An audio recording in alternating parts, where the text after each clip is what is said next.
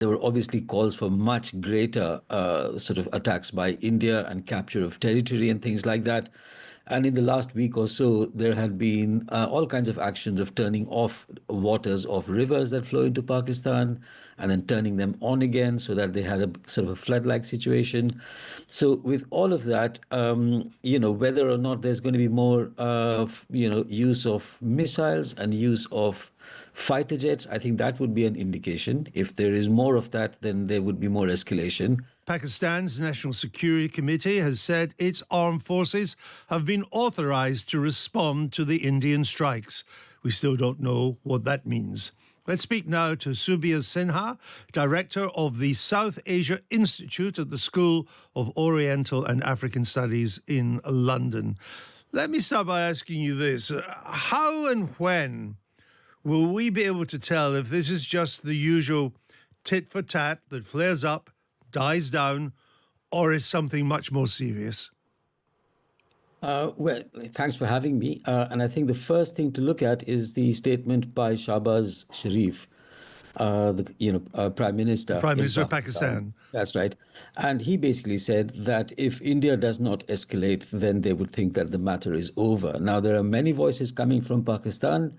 We've also heard that they've given their military a free hand. And of course, there is a matter of public pressure and the pressure of public opinion on either side.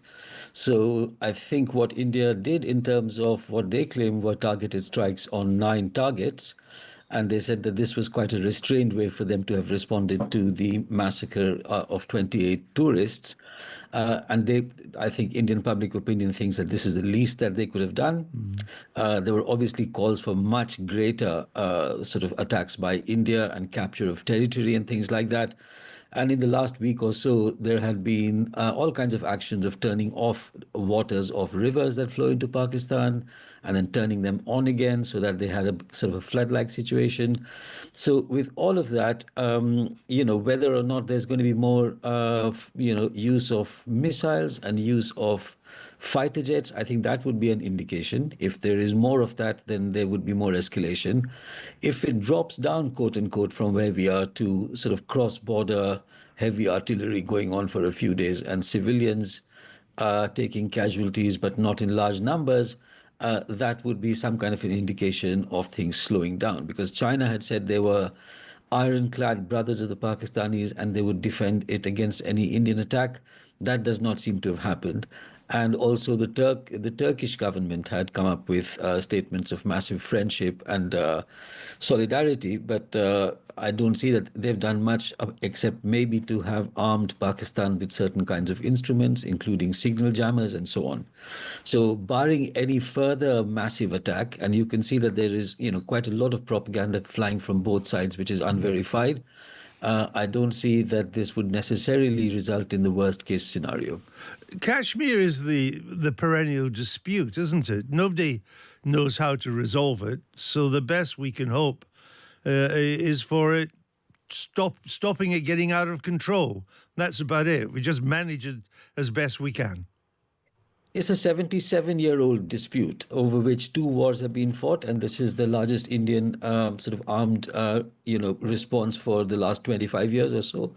So, but I think something more needs to be read into all of this, given the fact that the Indians had conducted a so-called surgical strike also a few years ago in retaliation against another sort of terror attack at that time, which is that there seems to be like a move away from multilateral broad engagement with Pakistan.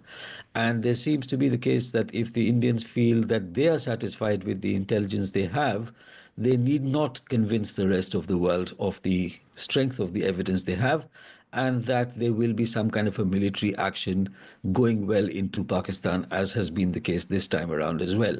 So I think there is a shift in terms of how that long-standing dispute is going to be addressed, not via diplomatic pressures or diplomatic negotiations, not via extended multilateral kinds of conversations, but that the Indian establishment seems to think, and the public opinion that backs the Indian establishment seems to think, that if there is a terror attack, one can automatically assume that this has the hands of Pakistan involved in it, and that the retaliatory measure of choice should be some kind of use of the Air Force and missiles in order to decimate what they think are known sites of training of terrorists or hiding places or safe houses and things like that, which is what they seem to have, which is what they claim they have done.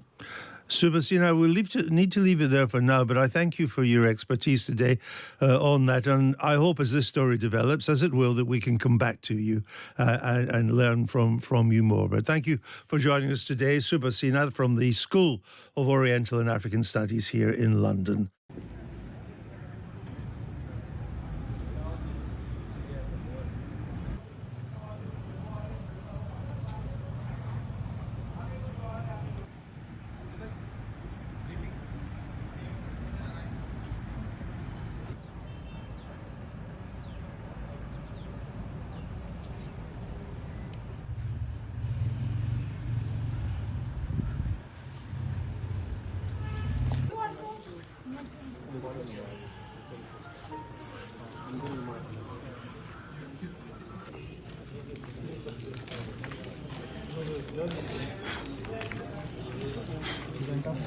Yes.